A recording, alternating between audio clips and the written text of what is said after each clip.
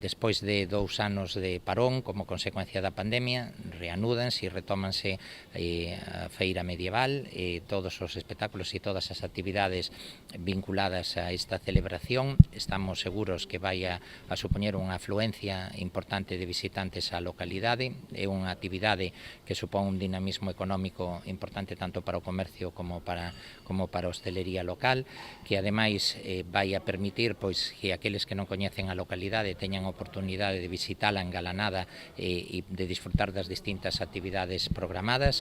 Ademais das actividades xa clásicas desta feira, o programa incluirá tamén novidades destacadas. O mercado medieval instalado polas principais rúas do casco histórico constará de 170 postos e durante toda a fin de semana desenvolveránse espectáculos e animación de rúa.